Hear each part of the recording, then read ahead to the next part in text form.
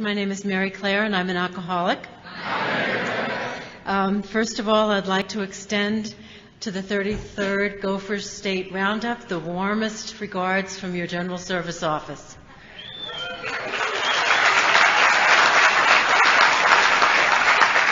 And on a personal note, I'd like to say thanks to Pat, who is the chair of the Gopher State Board, and kept me right in the loop on everything that I needed to be doing before coming here.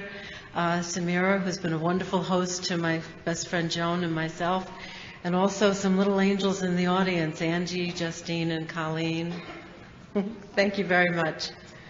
My story is that of an alcoholic. You know, you're going to hear how it was, how I ended up being in AA, and what life has been like since.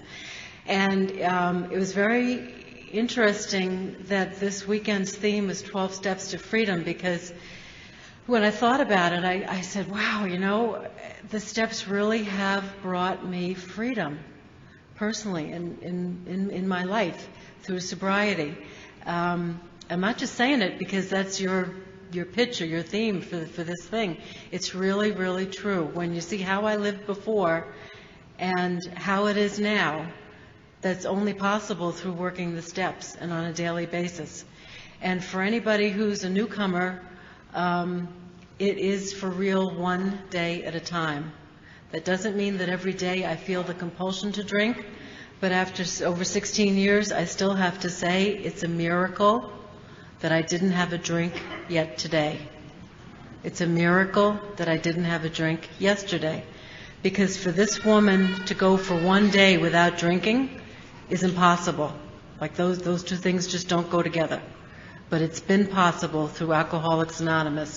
So no matter what, keep coming back, stick with it. We'll love you, and just listen. Just be in the warmth of whatever meeting you go to and keep coming back, because it can and does work. And I just need you to know that above all. I'm the oldest of 9 children in an Irish Catholic family. Surprise, surprise! And my mother is an alcoholic, and my father also. He stopped drinking at the age of 17 due to some incident having to do with rage. We don't know exactly what it was. It was never disclosed, but he lived, has lived the rest of his life. They're both still alive, as a rageaholic. It was a very, very cold, brutal, painful place to grow up in. As the oldest child, I was the caretaker for the younger kids. And now that we're all adults, I was just counting, and 7 out of the 9 of us have a problem with alcohol and or drugs. There are only 2 kids. 2 of the girls can just, they could actually have a beer and take a few sips while they have a hamburger and leave the rest of it. Go figure. I mean, and that's it. But the rest of us have had very, very severe struggles with it. And the rule we had growing up was always, whenever we went to a family function or an event like a wedding, one of us was to get Daddy a ginger ale. We didn't know why. That was never explained, but that's what we did. My mother's drinking was in secret, although we knew there was like this piece of furniture called a dry sink, and the liquor underneath it was a door, and that's where the liquor cabinet was. And what I didn't know growing up was that some sisters who were as many as 9 to 11 years younger than myself were watering down Mommy's vodka and gin and drinking at a very, very young age. They were preteens, and they developed their problem back then. My father was always very kind to alcoholics. He would, they used to get sober and work at this guy Sal's gas station down the road on Route 35 on the way to church, and they'd live upstairs, and Daddy would pick them up on the way to us going to Mass as a family. And my mother was a proper Bostonian, and meanwhile Daddy was from the Lower East Side of Manhattan. He was the son of a longshoreman. So you had like 2 different cultural things going on here. And he worked in insurance, and she was a dean and a college professor. So she was highly incensed that these guys who smelled like gasoline were getting in the car, and Daddy was driving them to Mass. And we used to love it sitting in the back seat because we'd wait for them to start to fight about it, after the guy left the car. But the thing was about the recovering alcoholic was all we knew, us kids, was that he had some kind of problem, and Daddy was doing a good deed. And I used to sit like in the middle between my two brothers, and I used to be looking at the back of the guy's neck, and his collar would be frayed, and I was very like intuitive, and I would think like he was oozing earnestness. It was just coming right out of him. No matter what he was trying, his darndest did something. And he was really trying to be good, And then he would leave, and the next new guy would come in and live with Sal and kind of go through the same process. And my mother would say after they left, "Bill, I don't know why you have to do this." And he would just say, "Mary, there but for the grace of God go I." Never understood it until many, many years later, of course. Growing up, as I said, it was a pretty violent household. My mother never really wanted to have, 12 pregnancies in 13 years, nine surviving. She believed in birth control. The church didn't. My father was a very, toe-the-line Irish Catholic, and so there was no birth control practiced. And she drank more and ran away from home many times. And that was handled in the typical way that we did in our culture, which was you don't talk about it and you pretend it didn't happen. And Daddy would always buy extra sweets and ice cream when we do the grocery shopping and just say this will help the kids get over, missing their mother. When I got to go away to college, there was never any dating or anything allowed. It was always very, very strict. And when I went away to college, the one piece of advice I got was, now, you're not going to be living here. You're going to be living down at the dorm. And the biggest thing is, don't drink. You'll get pregnant.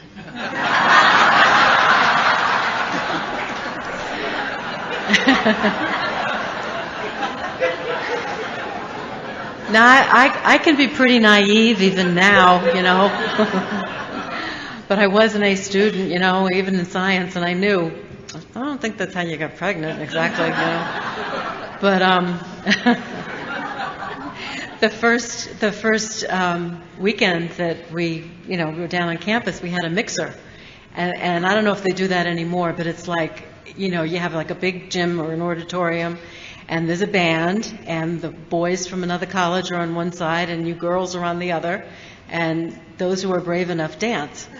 And never having been with boys before, I went back to my dorm room and threw up. I was not going to have any part of this. And there was another crowd that was like boycotting the mixer. They were too cool for mixers. And they were going down to a fleet of bars that were at the foot of the hill of the boys' school that was our brother's school. And I went along with them, and I went to the Pinewood, and that's where I had my first drink. And they've turned it into a Dunkin' Donuts now. Can you believe that? I know I'm in the program, but that bugs me. The Pinewood's a Dunkin' Donuts. I don't know why. But I had my first drink. They said, what do you want to have? I didn't really know, and I heard somebody say Black Russian. So I said, okay, I'll have a Black Russian. And I loved it. Woo! It was like liquid licorice going down.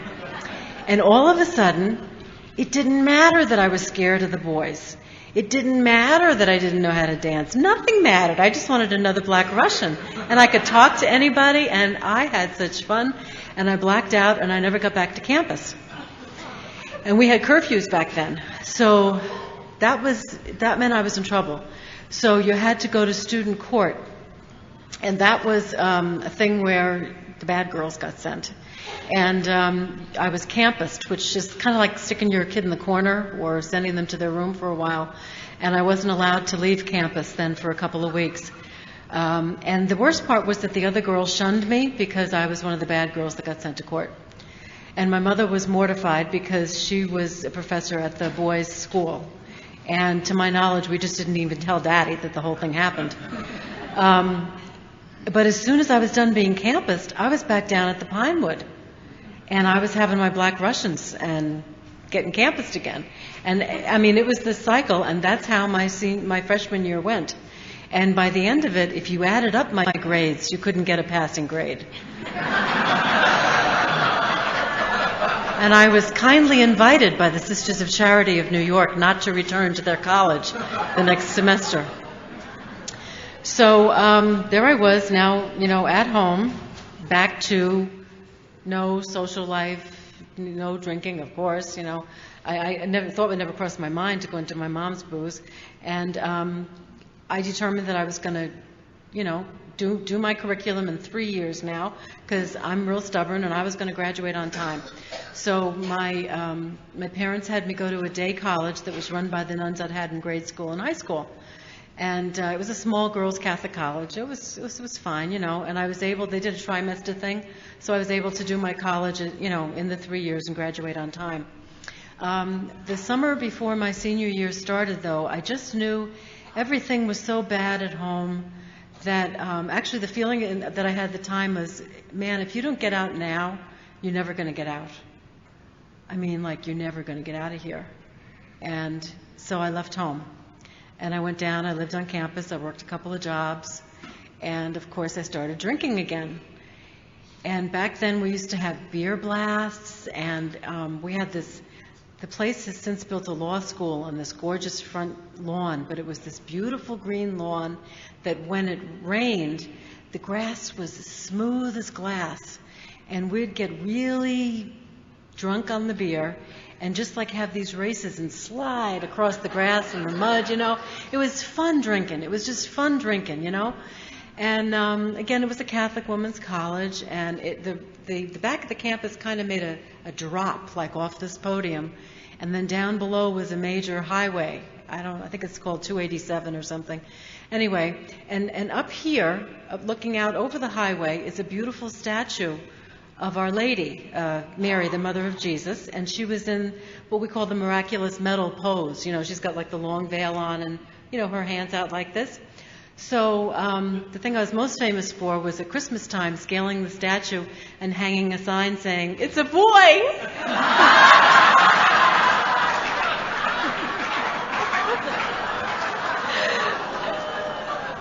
And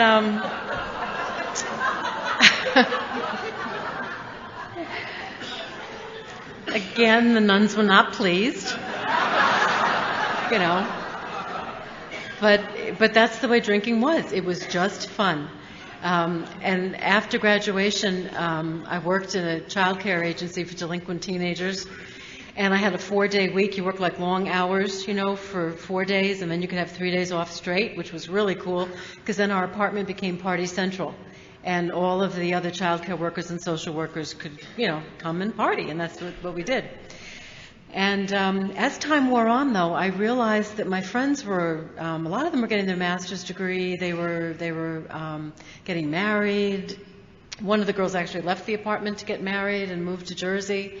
And, I just got the sense of, oh boy, you're turning 22, 23, and what are you doing besides working and drinking and having a good time, but you're not really moving your life on, in any meaningful way. And I was very taken by the sisters who ran this home for delinquent teenagers. They were Franciscans, and I'd been born on the Feast of St. Clair, and I always loved St. Clair. And I had a particular affection for St. Francis because he was behind the peace movement, and he loved all of nature, and he had a great kind of, let me do unto others, let me help others rather than be helped, let me love others rather than be loved kind of mentality, and that really appealed to me. And I also always thought that he was St. Clair's secret boyfriend. So that made for a really well-rounded saint, in my opinion, back then. And so, after working for them for about 1.5 years, I joined that order. And for the next 10 years to the day, I was Sister Mary Claire. And they had me, working in childcare. One of the big reasons I entered was also because I wanted to stay in that particular ministry, working in childcare, not teaching. And of course, they put me into teaching right away. So I call those years the years of my controlled drinking, because we really didn't do a lot of drinking at the convent, as opposed to what we heard about the rectories. It wasn't happening in the convent. But when we had special feast days where we celebrated, Mass and would really work on a liturgy, and that was a big deal. And afterwards we would have a nice dinner and a cocktail hour, and I'd always have too much to drink. And it went for, that, special birthday parties or Jubilee celebrations, anything like that. I was like, when I wasn't drinking, I'm obviously in a controlled mode, I'm not drinking. But when I did, right back to the Pinewood days, totally out of it. And, when you live in religious community, your life in common is very important. The quality of your life in common is very important. And all I can compare it to is our life in our individual AA groups. It's important that we get along well and work toward that primary purpose. And nobody ever really called me on it. I only heard two older sisters, one saying to the other, "Don't worry, she's Irish." Like, that was the excuse and the reason and whatever to go along with it, I did different jobs, actually. I didn't always stay in teaching. I went to the West Coast. And, as I took these other jobs and was more independent, my drinking got more active. And there were some signs that I only looked back on. They were like billboards going by, but I sure didn't see them as they went by. And I remember, for instance, being in California and attending a big, well, it was a small dinner preceding a major reception that the Cardinal in one of the places out there was having. And there were going to be some very important women out there that I really wanted to meet. Some political figures, some social action figures, social justice figures. Did I just say social action? Well, social justice. I think I'm thinking X-Men just got released. So I was very eager, to meet them. But first we had this private, elegant dinner at this lady's house. And the only problem was she had a cocktail hour beforehand. You could have whatever you wanted. And at that point, my drink of choice was Southern Comfort Manhattans. Oh, somebody said, "All right." Oh, you're with me. All right. And so I had Southern Comfort Manhattans, plural. And all I remember about the dinner was her wait staff was, like bringing plates and putting them down, and then the plate would be gone and another one would be there. And, and I remember just trying to focus on this little tiny salt and pepper in front of my place, because the plates going by were making me dizzy. They were going by so fast. And then it was time to go to this reception, and I was like, Louise, and the weirdest thing that happened was my eyeballs kept rolling back in my head. That had never happened before, and it seemed like my knees no longer worked. And so Louise is like, kind of holding me up, and we're trying to get into this reception, and the Secret Service would not let us in. And Louise said, "She just had eye surgery. Could you please make an exception?" I must have reeked of the stuff, and they were like, "No, sorry, no." So I missed that, and that didn't even make me say, "Hey, Mary Claire, do you think you got a problem?" No, not at all. It just didn't. I was living in California. I had done some media on-screen work for NBC, and that one thing led to another, and I ended up with a job in Los Angeles at Center for Communications Ministry. While I was doing the things on NBC, I had worked with Mary Knoll and doing promotion for a film that we actually made the top 5 in the documentary category that year for the Academy Awards. And so there was a lot of partying that went on with that, and of course I overdid it. And when I came to live in Santa Monica with these Sisters of Charity, not the ones who threw me out of college, but a different order, they were great ladies. They were from Billings, Montana, originally, and but I I adopted this mantra, Southern comfort is my comfort. Seriously. And I had my own little car for getting to work, and I was out of the habit by then, and could just walk in, buy my booze, and come to my room, make a cocktail, make prayers, dinner, watch the news, because that's what you did. You all watched the news together, then go back to my room and drink myself into oblivion. Did I think anything was wrong with that? No, because all my family and everybody I love is on the East Coast. I need comfort. What's the mantra? Southern comfort is my comfort. So that was fine. But it just, when I look back on it, that's where I started drinking alone, and that wasn't a good thing. I was very homesick. I got recruited by the National Bishops Conference, and I came back to work in their Department of Communications in New York. And again, drinking took another plunge forward. And although working for the bishops, we did not have any bishops on staff. I want to make that clear. This was lay people drinking. And one dear friend, he was my friend not just because of the alcohol, but he was a dear friend, and he had a desk with what looked like file drawers, but really it was a door. And when you opened up the door, he kept bottles of scotch in there. And at 5 o'clock, my phone would light, and I knew it would be this friend saying, "Come on down, it's 5 o'clock, you can drink." Sure enough, the light would go on. I'd say, "Henry, I'll be right down." And he'd have the scotch ready, and then we'd go into the screening room. Because what his job was to look at television shows and new movies that were coming out, by Paramount and anybody who's producing movies, and give them a rating. So we used to watch them together as we drank our scotch. And for any of you old-time good Catholics in the audience, we were your legion of decency.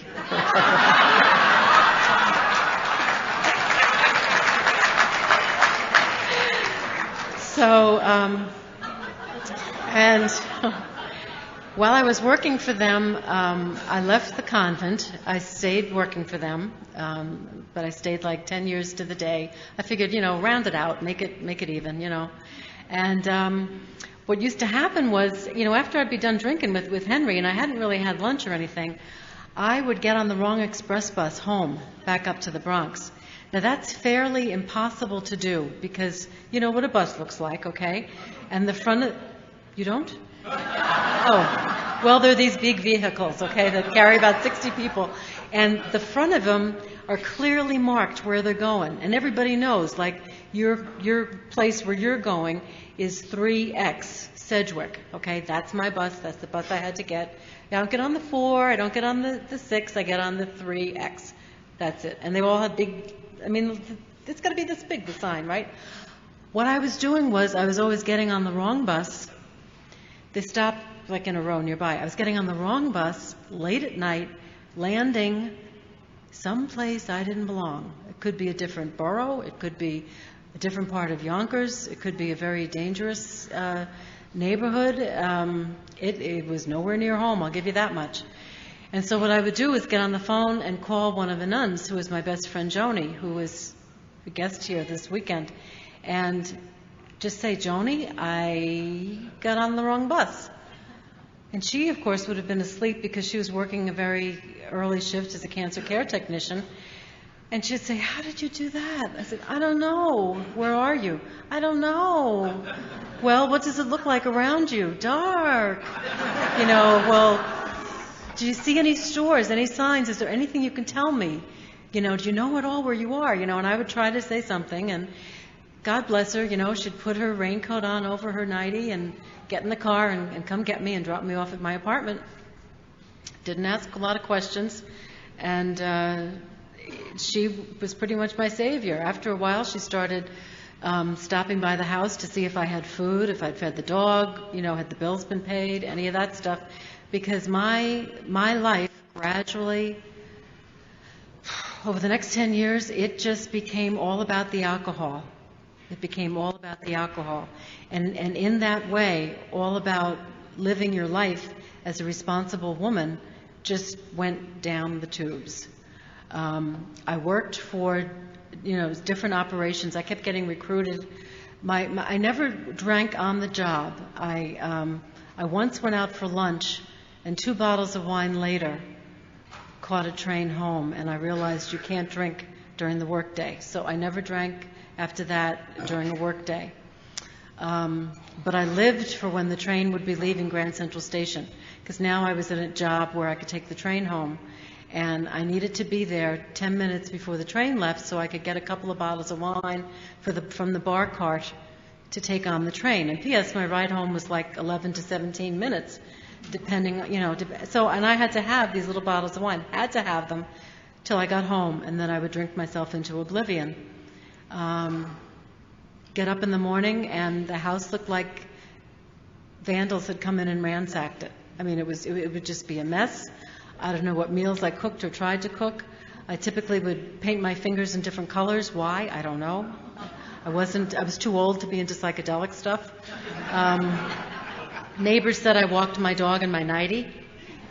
Not a pretty sight, But, things that were never in my character to do, I was doing. And then there were incidents, that happened. Like I remember being with a crew of engineers. We did these seminars, and we did a city a day. It was very rigorous. Started in Raleigh, and then we'd go to Atlanta and Chicago and like that, and I got the seminar running. They would give it that day while I flew to the next city, got the next one set up, and we'd meet for dinner and drinks, that night. And when we hit San Francisco, I got a call that my parents had been in a terrible accident. And my dad broke, oh my gosh, it seems like every bone in his upper body. My mother had been impaled by a tree, lost her eye. And she was in a coma in a different medical center. And I never wept. And it wasn't because they were cruel or neglectful when I was a kid. It was just that I couldn't. And the guys said, "We better get you for a drink, get you downstairs for a drink." And I was like, yeah.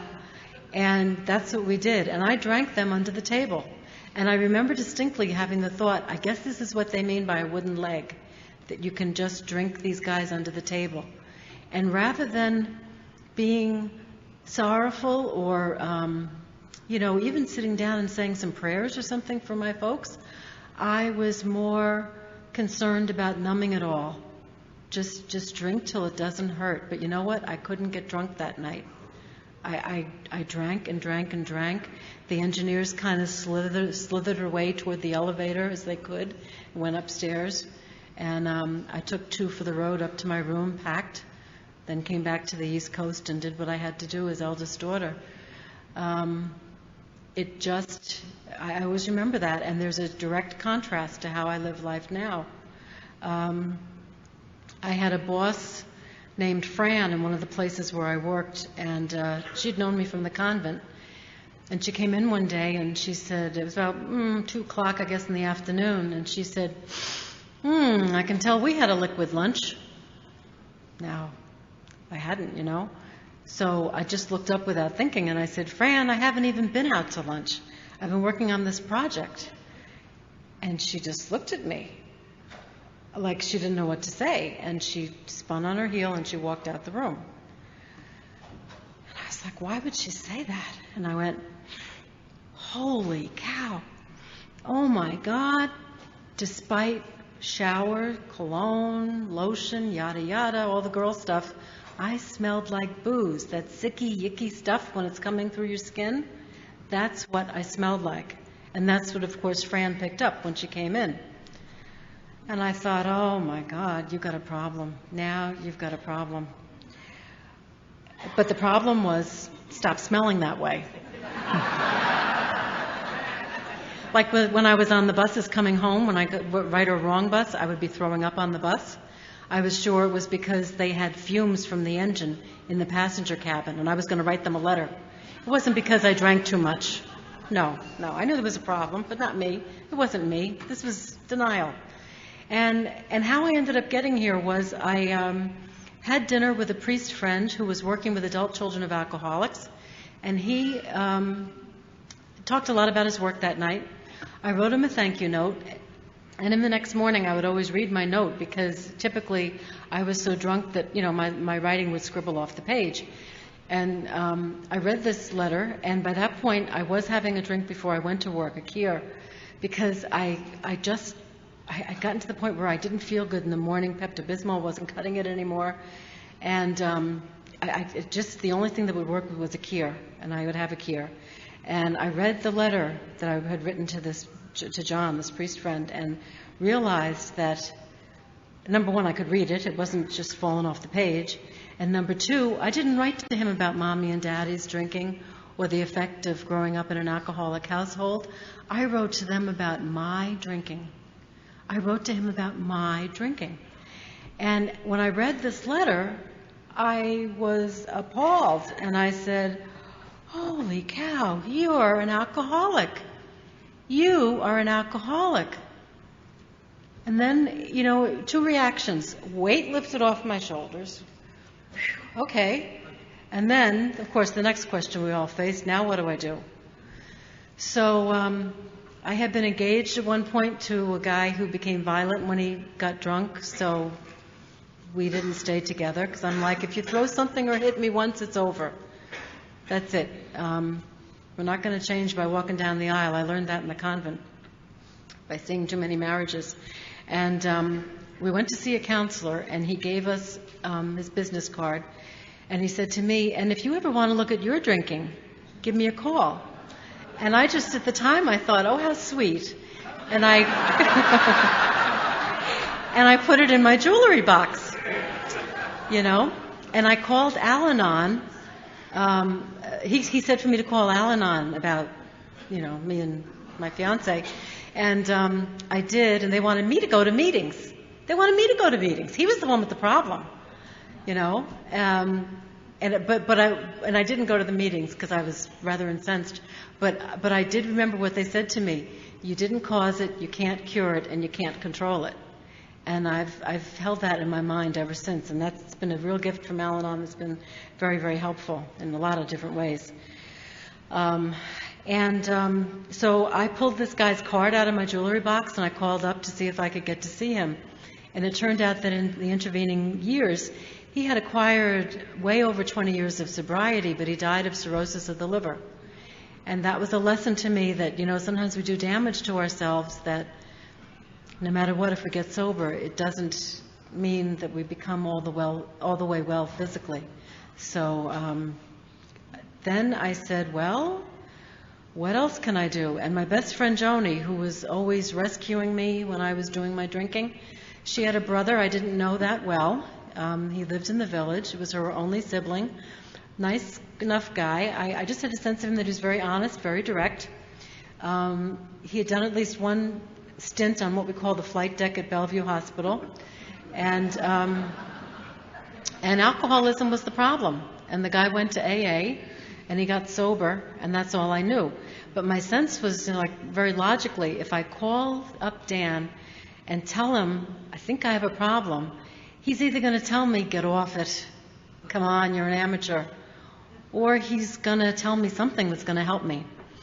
So that's what I did. I called him up, and he was first concerned. I wasn't in the habit of calling him, Was his sister okay? I said, Joni's fine. I said, but I have a little problem. And he was a computer expert, and he says, is it with your system? And I said, not the system you're thinking of. I said, it's my system. I said, I can't stop drinking. He said, what do you mean? I said, I mean, I can't stop drinking. I drink every day. I drink all that I can. Once I start, I can't stop. Whatever way you want to do it, I can't stop drinking. He said, okay. Can you hold on until right after work and come down to my apartment? I said, yeah, sure. So I went down to his apartment in the village, and he served me decaf coffee.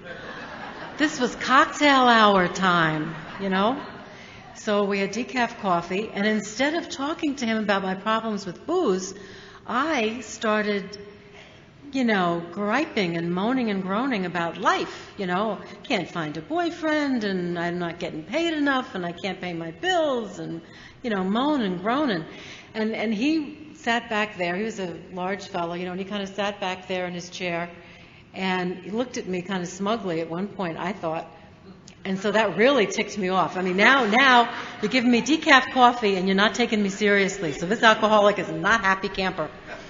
And I actually raised my voice, which again is not really in character for me, and I said to him, "What the blank's the matter with you? I can't stop drinking and my life is totally screwed up."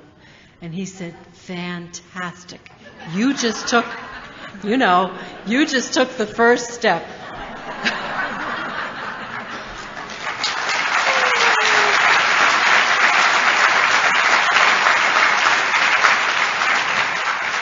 I said, "What are you talking about?" And he said, "Can I get you some more coffee?" "No, thank you." And he said, "All right, I want you to sit back and listen." And he told me his AA story.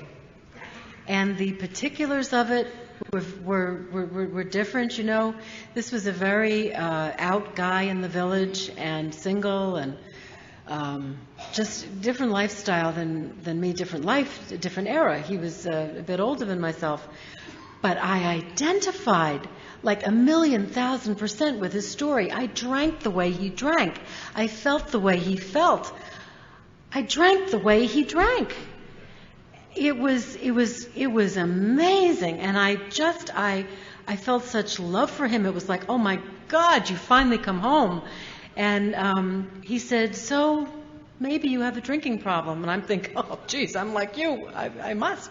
I said, "Well, what do we do?" And he said, "Well, I'm in AA, and what we do is we go to meetings." I said, "Okay, I was ready, willing, and able, you know, tell me where to go."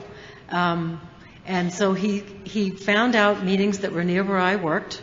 Mustard Seed and Grand Central were the names of the two. And he told me about Meetings 101, which was great.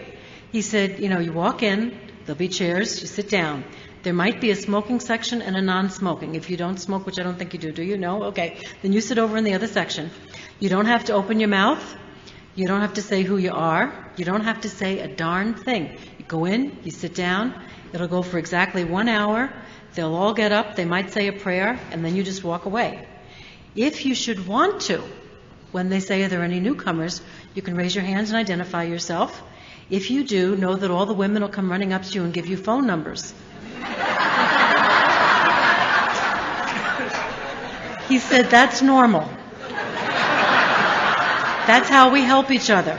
Then they'll help you. And it's okay to take their numbers and give them yours. If guys come up, we have a name for that. And that's not nice. And so don't take any numbers from guys."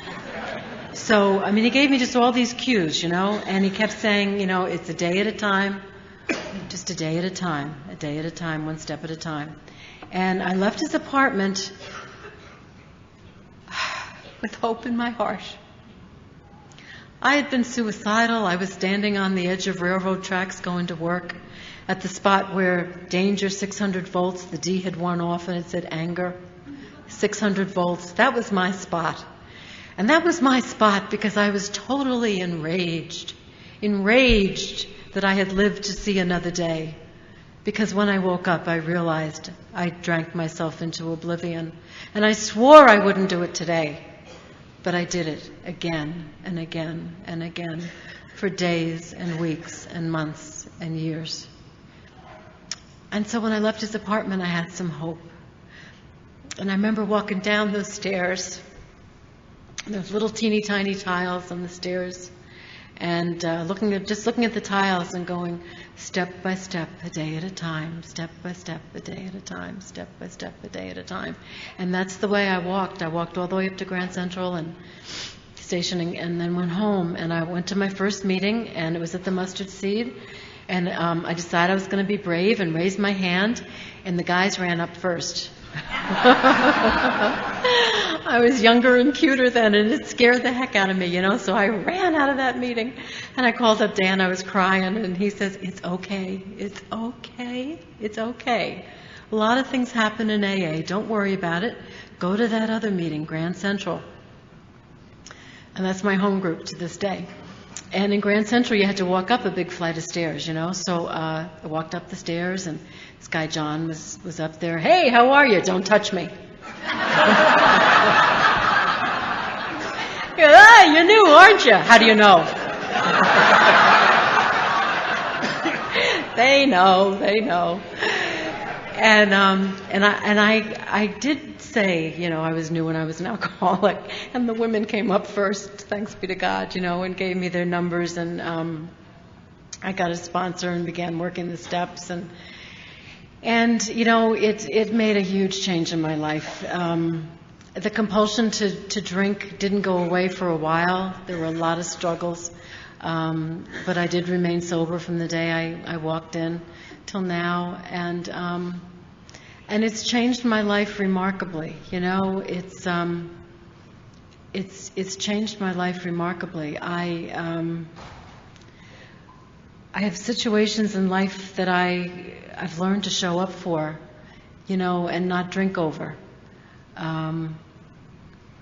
My mother, the alcoholic, is dying right now. She's in a nursing home.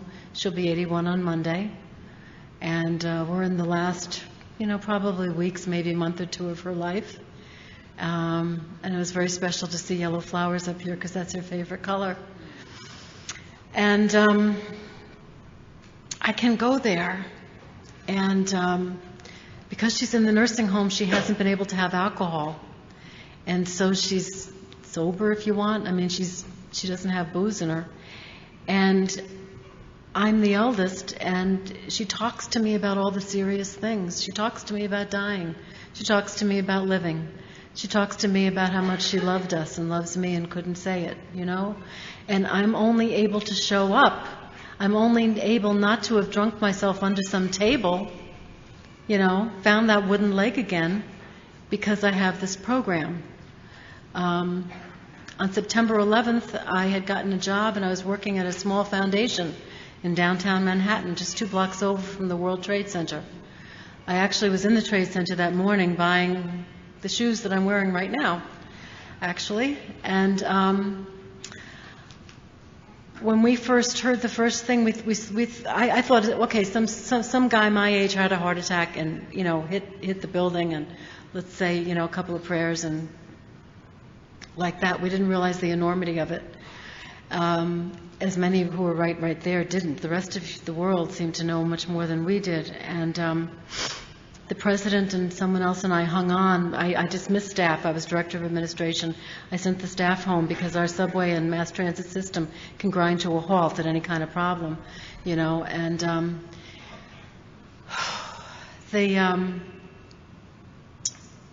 we were waiting for Josh because he had been in the Kansas City bombings a few years ago.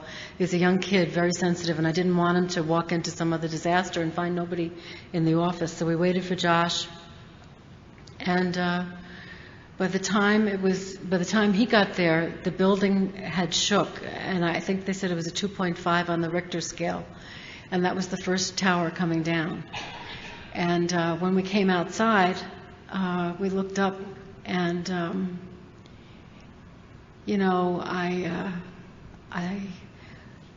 I've nicknamed my higher power mystery because I don't understand the timings and the workings of my higher power. We saw things, we saw people, we saw things nobody should ever have to see in this world that day. And when we got downstairs, there was only one tower left, and it was gray. There was this gray smoke. It wasn't smoke, it was dust. And all we could do was link arms because you could just see, a few feet in front of you. And we linked arms and we walked north near the East River, because it was like anybody who was in Girl Scouts or Boy Scouts, it was something about smoke and water, so we just figured, I don't know, be near the water, so we stayed by the East River, and then we ended up on Broadway, and when we were in Chinatown, somebody screamed, and we turned around, and the second tower had fallen. Actually, it was imploding, and we saw. And, it wasn't like the Godzilla movies where people are screaming and racing. We were this filthy mass of silent gray people trudging north, just holding arms and trudging north.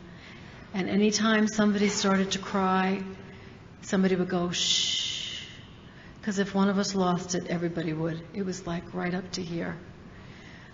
And I met the old-timer. I bought the new shoes to go to a nice lunch with this old-timer, Irving from Grand Central. And I got to his apartment, and he let us wash up and try to get a call into home. And before I left the office, I was able to call Joni and, thank her for being my best friend, and, just tell her to tell my family I'll be trying to get home. I called my sponsor and I said, thank you for saving my life. I don't think I'm going to make it. And, walked past the office of my Reiki master and my therapist, and I said, thanks for helping me keep my life together. And Irving and I went to a meeting. So we did. We went to a meeting after we washed up. And it was in a church basement. And what came back was all the World War II movies where people went for shelter, in basements with the pipes overhead. And I remember thinking, oh, dear God, they're going to bomb the city and we're all going to die. Because by now planes were flying cover, which means like some kind of a pattern so that we'd be protected. We didn't know that. We just heard planes and thought the worst. And as I sat there and thought this, I said, yeah, but you know what? You're in the litter of puppies right where you belong. And that's how I feel about AA meetings, no matter where I go. You're in the litter of puppies where you belong. And if you're going to go here, what better place? And that's the truth. And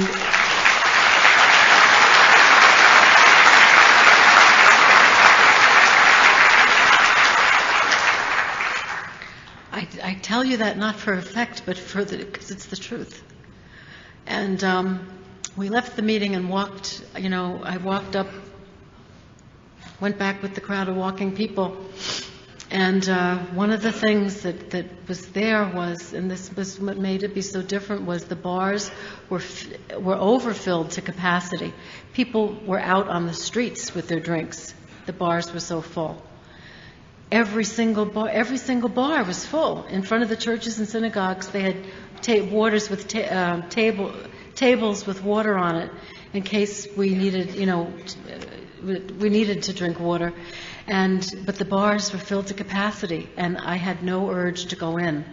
And I thought to myself, holy cow, what a difference between, San Francisco and getting the word about Mommy and Daddy and just drinking myself into oblivion. And here I can go to an AA meeting and walk past the bars, And, life is life after sobriety, and you are where you are for a reason, and you show up, and sometimes God opens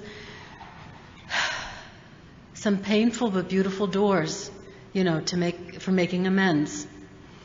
And when I was working at the office a Sunday night about 2 years ago, and got a call that Dan, who had walked me into AA and escorted me through the years, had been found dead. And he was dead for several days, and the police were there. And Joni and I went down, and they left a young cop there, and his name was Lynch, of all things. It's my last name.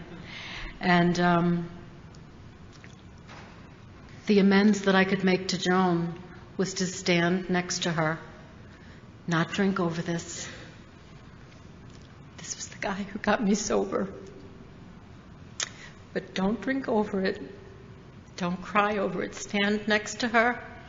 The details have to be attended to. You've got to go to the medical examiners, ID the body, visit the coroner, do all these things. Whatever I could do to help her, I did.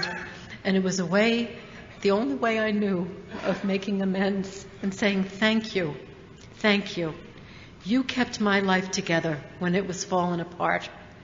And it wasn't your problem to do that, but you did it. You did it, and I owe you big time, sister. I owe you big time. And that's a lesson. It's like life has opened the door now with my mother. She's able to talk to me. And she's got a brother who walked out of the woodwork. We haven't seen him in 28 years. And he called me up and said, I understand you're working at our headquarters. And I said, I remembered the company he worked with, and I said, no, I work for AA World Services. And he said, yeah, our headquarters.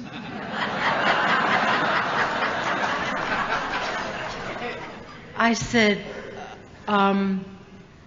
do you know what AA is? Because he was like the most drunk uncle I had, And he said, I'll be sober 25 years in December. and so there are these blessings. It's a blessing. It's a blessing that I can put my arm around my mother and be there for her and talk to her, It's a blessing. It's a blessing to be here. There are friends I just haven't met yet, who are here. And so, I hope I've described how life can be pretty rough when you're out there drinking, in so many ways.